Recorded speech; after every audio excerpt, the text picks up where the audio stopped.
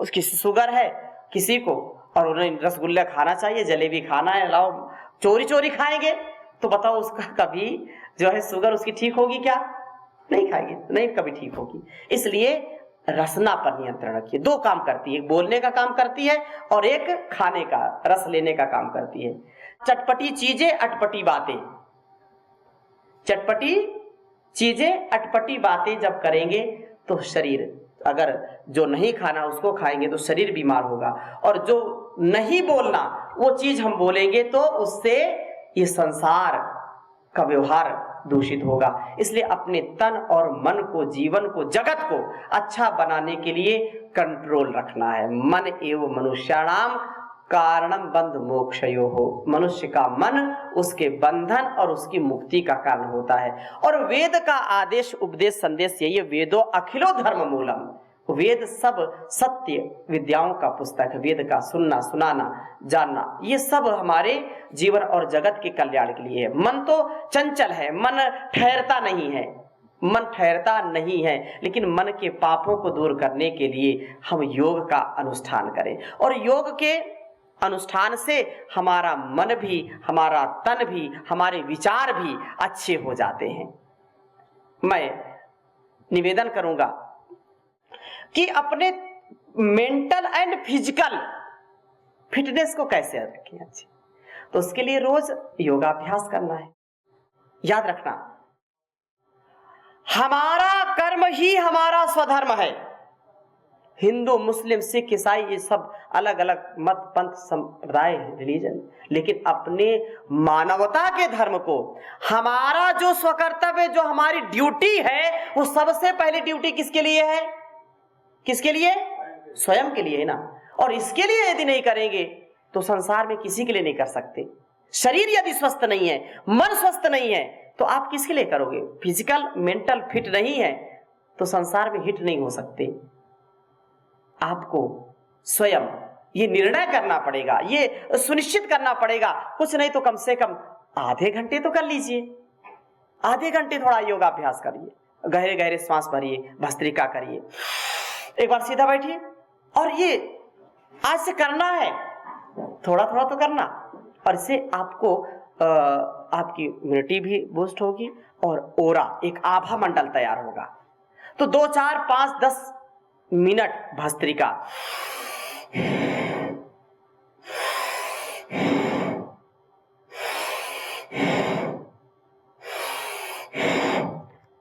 ये केवल करने मात्र से, केवल श्वासों के इनहेल एक्सेल से, श्वास प्रश्वासों की गति को संतुलित करने मात्र से कभी भी फेफड़े कमजोर नहीं होंगे, लंग्स स्ट्रांग हो जाएंगे, हार्ट अच्छा रहेगा। इससे दमा, श्वास, allergy, sinus, TB, cancer, corona, sugar, मोटापा भी नहीं होगा रोज यदि कोई करने वाला होगा तो। मन भी शांत होगा। अच्छा, गुस्सा करना अच्छा है क्या? लेकिन हम कर लेते हैं, हम जानते हैं कि अच्छा नहीं है फिर भी करते हैं, तो ये कोई बहुत समझदारी का काम है क्या? नहीं है, फिर भी हम कर लेते हैं। आप रोज योगाभ्यास करेंगे तो गुस्सा नहीं आएगा आपको। और मुझको आप जो है इस बात को याद रखना, आपको जब भी गुस्सा आने लगे ना, आंख बंद करके 2-4 बार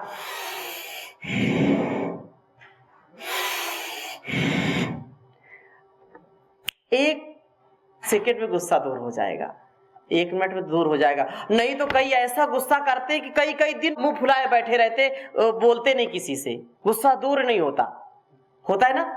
कई दिन नाराजगी चलती रहती है, पति पत्नी से, भाई भाई से, मित्र मित्र से, ये समस्या हो। तो गुस्सा अच्छा नहीं है, शरीर को खराब करेगा। जो गुड हार्मोन्स है उनका सिक्रेशन रुक जाता है, बैड हार्मोन्स का सिक्रेशन होता है, जिससे पेट खराब रहता है, डाइजेस्टिव सिस्टम वीक हो जाता है, और बुढ़ापा भी जल्दी आएगा, शरीर पर झुर्रियां पड़ जाएंगी, आयु भी क्षीण होती है। इसलिए गुस्सा नहीं करना। तो भस्त्रिका प्राणायाम, कपालभाति रोज कम से कम 10-20 मिनट तो कर लीजिए। 10-20 मिनट, अगर 10 मिनट भी ईमानदारी से कपालभाति कर लेंगे तो इससे पहले ऊपर हमने किया भस्त्रिका, तो रेस्पिरेटिव सिस्टम को स्ट्रॉन्ग करेगा। कपालभाति पाचन तंत्र को, ये हमारे जो है पूरे किडनी को, लीवर को, आंतों को पूरा स्वस्थ रखेगा और इससे ये डाइजेस्टिव सिस्टम अत्यंत स्ट्रांग हो जाता है। जो खाते हैं हजम हो जाता है और कहीं कोई गांठ, कोई पथरी, गैस, अपच, खट्टी डकार, एसिड आदि नहीं बनेगी, कोई गांठ नहीं बनेगी और हार्ट भी कभी जो ब्लॉकेज हो जाते हैं वो भी नहीं होंगे। तो ये दिल और दिमाग दोनों ठीक रहेंगे। दिल और दिमाग जब ठीक नहीं रहते तभी बीमारी आती है। अच्छा, ईश्वर ने हमको ये दिया है ना, ये दिल और दिमाग सबको दिया है ना, बोलिए ना। हम जितने बैठे हैं और जो हमारे साथ जुड़े हुए सुन रहे हैं, जितने लोग हम बैठे हैं, कम से कम हमारे पास तो दिल और दिमाग है ना, सबके पास। बिना दिल और दिमाग के कोई बैठ सकता है क्या? बोलिए ना, नहीं बैठ सकता ना। लेकिन हम इसको गलत उल्टा लगा देते हैं। कभी कभी हम दिल लगा देते हैं सारे संसार में और दिमाग लगाते हैं ईश्वर में। अरे ईश्वर है ही नहीं, ईश्वर नाम की कोई चीज ही नहीं। और जिसने संसार बनाया, जिसने हमको बनाया, उसी में दिमाग लगाने लगते हैं। अरे वो तो है ही नहीं, हो तो दिखाओ, लोग बोलते हैं ना। और दिल कहाँ लगाते हैं? कुर्सी पर लगा लेते हैं, मेरी कुर्सी छूटनी नहीं चाहिए। किसी व्यक्ति से दिल लगा लिया, अटैचमेंट हो गया, किसी को किसी से अटैचमेंट हो जाता है और यही दुख का कारण है। फिर लोग गाना गाते हैं, राव साहब, दिल के टुकड़े हजार हुए, कोई यहाँ गिरा कोई वहां गिरा, है मेरा दिल टूट गया। अरे दिल में तो ब्लॉकेज है, हार्ट अटैक होने वाला, दिल कौन ले जाएगा? लेकिन ये जो दिमाग को खराब करने वाली बातें, हम दिल को लगाएं ईश्वर में, दिल को लगाएं भक्ति में, दिल को लगाएं अध्यात्म में, तो इससे मन शांत होगा। जीवन का, अभी मोहन जी बात कर रहे थे ना, धर्म, अर्थ, काम, मोक्ष, ये पुरुषार्थ चतुष्टय की सिद्धि इसी से होगी।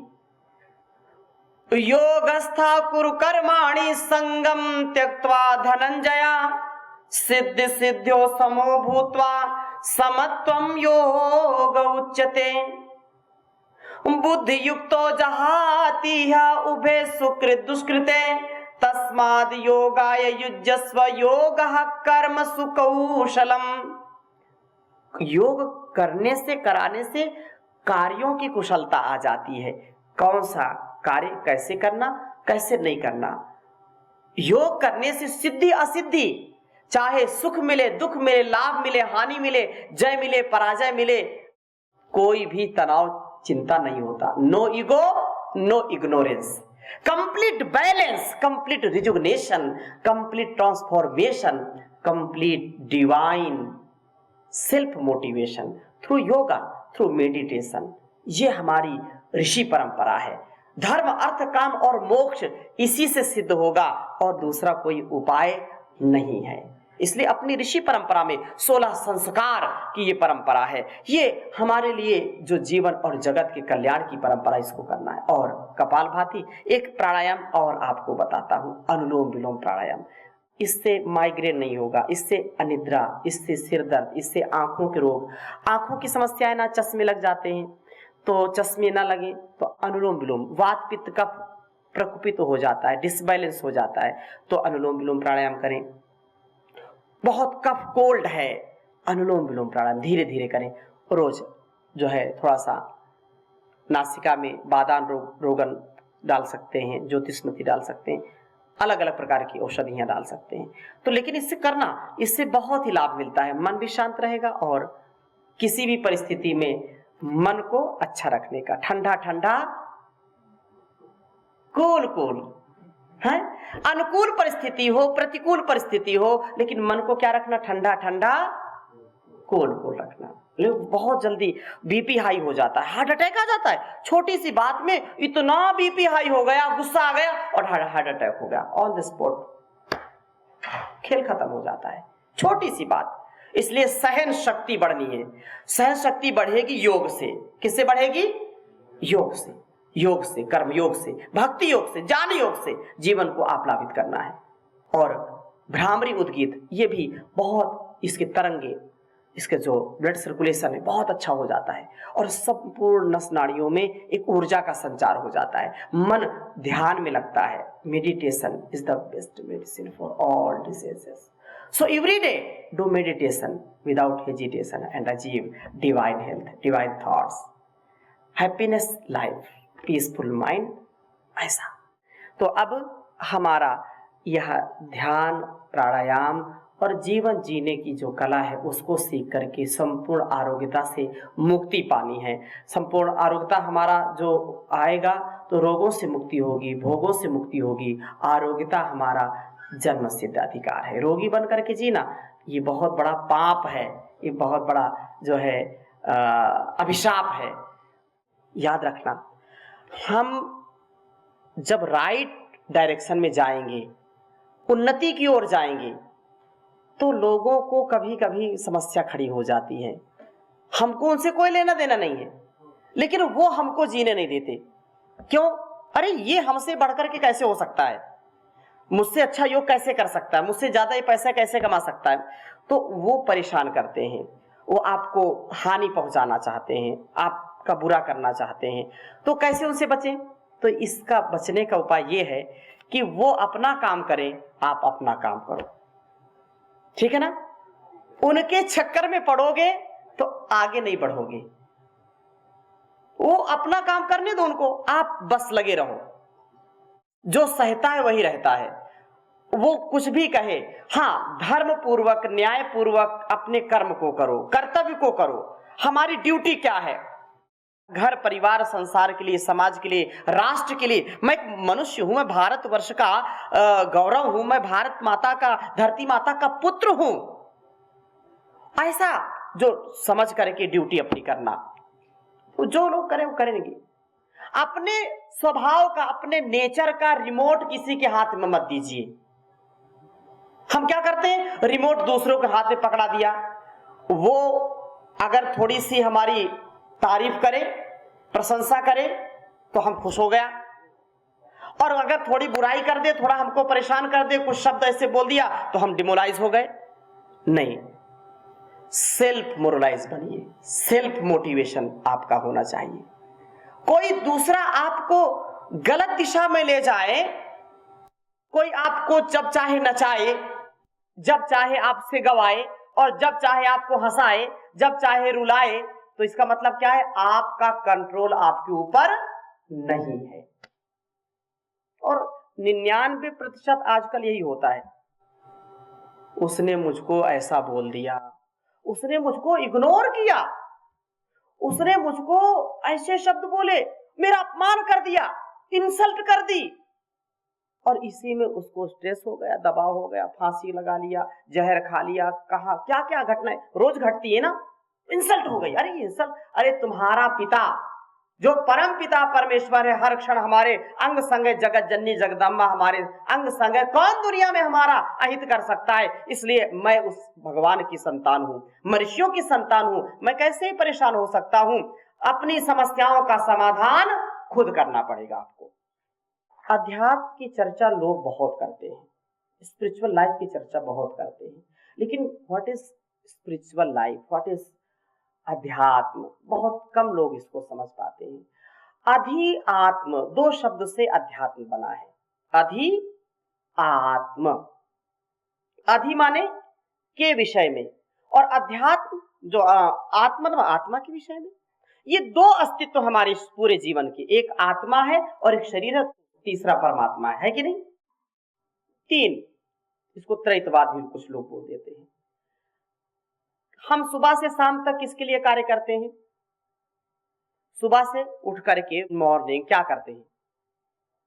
फ्रेश होते हैं, मंजन करते हैं, आंख धोते हैं, नहाते हैं, ब्रेकफास्ट करते हैं, लंच करते हैं, डिनर करते हैं। किसके लिए करते हैं? शरीर के लिए करते हैं ना। आत्मा के लिए क्या करते हैं? दो अस्तित्व है, एक आत्मा है, एक शरीर है। हम शरीर को अच्छा बनाते हैं, बॉडी बिल्डिंग करते हैं, शरीर को सुंदर बनाते हैं, सुडौल बनाना चाहते हैं। आत्मोन्नति के लिए क्या करते हैं? कोई बताए क्या करते हैं? सुबह शाम तक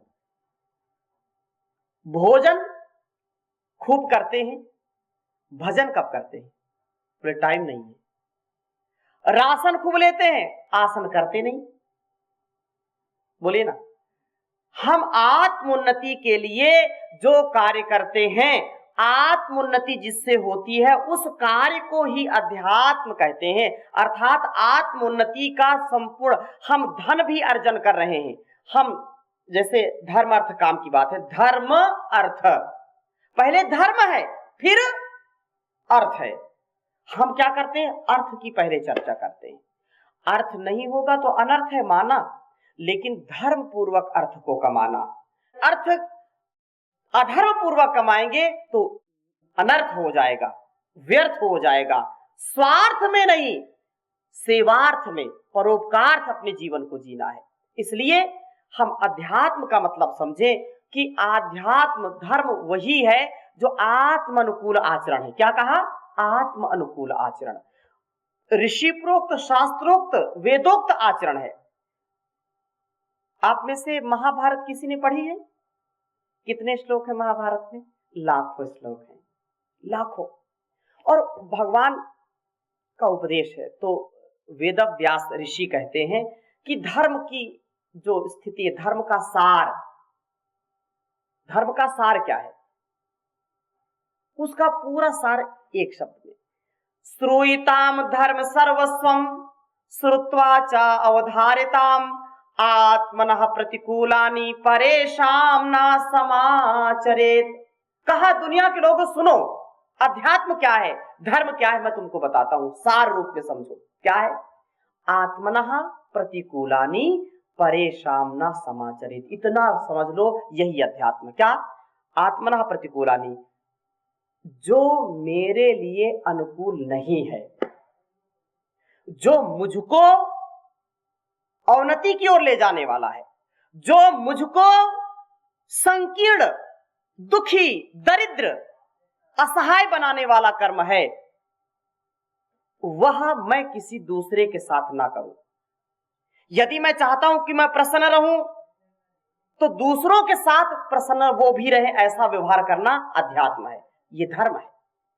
आत्मानुकूल आचरण, आत्मोन्नति जिससे हो। अच्छा, किसी को बहुत भूख लगी है, आपके सामने बहुत अच्छा व्यंजन रखा है, थाली रखी हुई है, फल रखे हुए हैं, और वो आए बोले कि मुझको खाने को दे दो, आप उसको डांट करके भगा दो, नहीं मिलेगा, और खा लिया खुद। और बाद में क्या होता है? ग्लानि, पश्चाताप होता है, अरे उसको भी दे देना चाहिए था। जो खाया वो हजम नहीं होगा, गड़बड़ हो जाएगा। आया था, उसको यथेष्ट जितना आवश्यक था उसको दे देते, और बिना खाए भी आपको पूरी तृप्ति मिल जाए, यही अध्यात्म है, यही आत्मोन्नति है। ग्लानि में रहना तो वो हम दीनहीनता हमारे अंदर हमको कचोटती है आत्मा। किसी को गलती हुई और हमने ऐसे ही उसको थप्पड़ लगा दिया या कुछ उसको बोल दिया, और बाद में गिल्टी महसूस हो रही है, गिल्टी महसूस हो रही। क्या हो रही? गिल्टी, अरे मुझको ऐसा नहीं बोलना चाहिए था।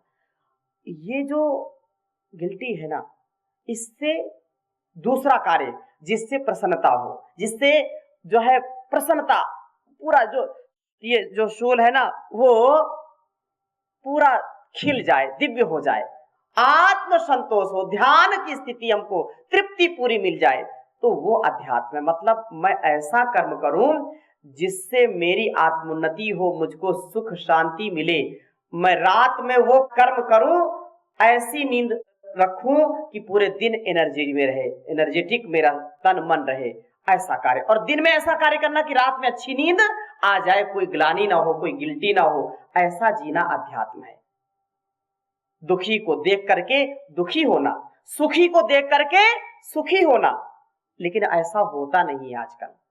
दुखी को देख करके लोग प्रायः उसकी हंसी उड़ाते हैं, उड़ाते कि नहीं उड़ाते, उसका मजाक उड़ाते हैं, उसको अरे ये तो ऐसा ही है। और सुखी को देख करके जलते हैं, सुखी को देखकर क्या करते हैं? जलते हैं, अरे ये इतना कैसे, ये ऐसा ऐसा कैसे। तो ये इससे विपरीत आचरण अध्यात्म, और यही सच्चा सुख है। सुखस्य मूलम धर्मः, सुख का मूल क्या है? धर्म।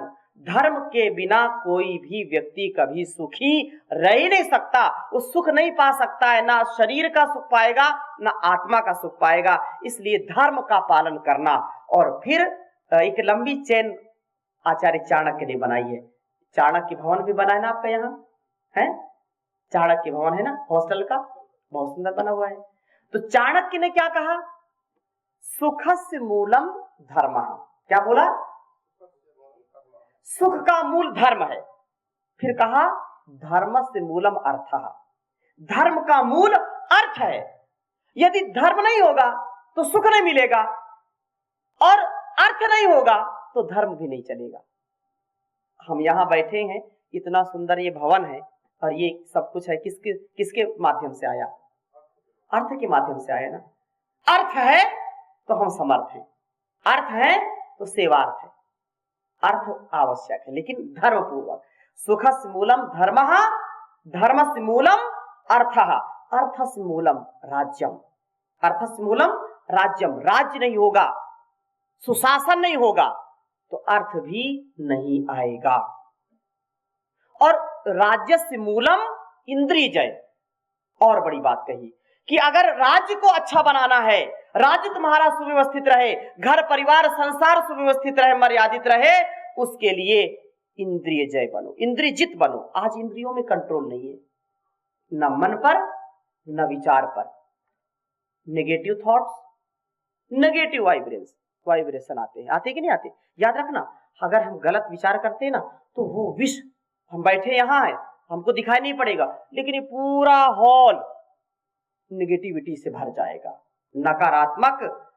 नकारात्मक ऊर्जा सबको प्रभावित करती। तो ये इस हॉल में हम बैठे हैं, लेक्चर दे रहे हैं, सुन रहे हैं, अगर अच्छे विचार होंगे तो अपने आप पीसफुल माइंड का अनुभव होगा, ऊर्जा का अनुभव होगा, ठीक है ना। और अगर ऐसा नहीं होगा तो नकारात्मकता, बेचैनी होगी, उलझन होगी। तो इंद्रियजय, इंद्रियों पर नियंत्रण, विजेता बनो, ब्रह्मचर्य का पालन करो, अपने मन पर, अपनी इंद्रियों पर नियंत्रण रखो। इंद्रियजय मूलम विनयम। इंद्रियजय मूल का क्या है?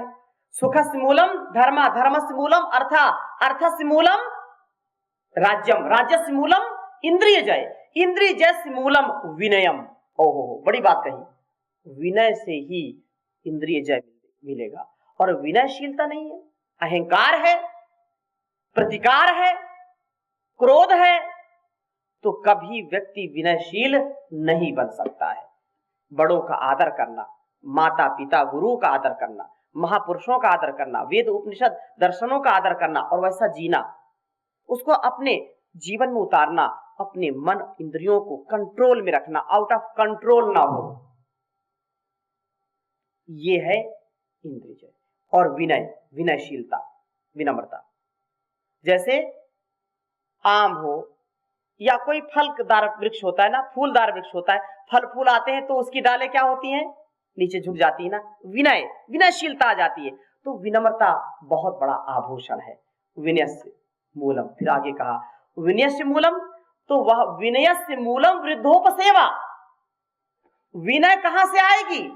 बड़ों का आदर करने पर आएगी, महापुरुषों का आदर करने पर आएगी। आप अपने ईगो में आ रहे हैं, हमसे ज्यादा कौन विद्वान है, हमसे ज्यादा कौन बुद्धिमान है।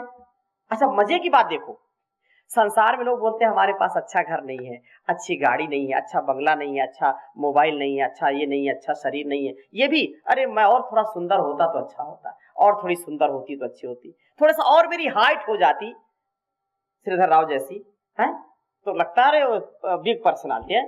फिर लंबा जो, अरे थोड़ा सा और थोड़ा नीचे कर देते हैं। मतलब हम संतुष्ट अपने जीवन में होते नहीं हैं। अच्छा, एक बात हम कभी नहीं कहते, कोई भी व्यक्ति हो सकता है अपवाद में आपने सुना हो, ये कोई नहीं कहता कि मेरी बुद्धि कम है। सुना क्या? वो बोलेगी मेरी सुंदरता कम है, मेरा बल कम है, मेरे पास धन कम है, मेरे पास संसाधन कम है, मेरे पास ये नहीं है, मेरे पास वो नहीं, लेकिन एक बार भी नहीं कहेगा मेरे पास बुद्धि कम है, कोई बुद्धि मुझको दे दे। वो समझता है कि एक बार भगवान मिले तो मैं उसको थोड़ी बुद्धि दूं, कैसे बनाना है जीवन। एक बार मोदी साहब मिले तो मैं बताऊं देश कैसे चलाते हैं। कोई भी व्यक्ति नहीं चाहता। तो ये नहीं होना चाहिए। तो हमारा ये संदर्भ जो हम बता रहे हैं, विनयस्य मूलम वृद्धोपसेवा।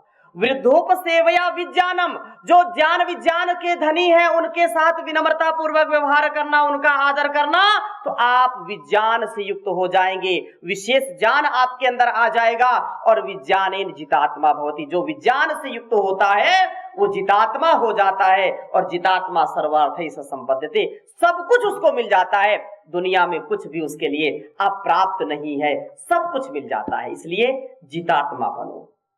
ये धर्म अर्थ काम मोक्ष की ये विस्तृत चर्चा मैंने की, अध्यात्म की थोड़ी चर्चा की। यूं तो इतनी चर्चा में कोई खर्चा है नहीं, हाँ, इसलिए सदा प्रसन्न चित्त रहो, आनंद में रहो। आप आत्म सुख आपको मिल रहा है, यही अध्यात्म है। उलझन है, गफलत है, गिल्टी है, इससे कभी भी अशांति से कभी सुख, समृद्धि, यश, कीर्ति नहीं मिलेगी। इसलिए आप जब दूसरों का सहारा बन करके कार्य करोगे ना, अच्छी नींद आ जाए तो समझो अध्यात्म जी रहे हैं, अच्छी नींद आ जाए तो अध्यात्म जीवन है। अब इसका मतलब ये नहीं कि कोई खर्राटे दिन भर और रात भर मार बोले अरे ये बड़ा आध्यात्मिक है, जहां देखो वही सो जाता है, इसका तात्पर्य ये भी नहीं है, ठीक है ना। मतलब हमेशा प्रसन्न रहो, चाहे सुख मिले, लाभ मिले, हानि मिले, लाभ जय मिले, पराजय मिले, हर हाल में, हर काल में मस्त रहो, यही अध्यात्म है। तो आप सबको बहुत बहुत धन्यवाद, बहुत बहुत आप सबको प्रणाम।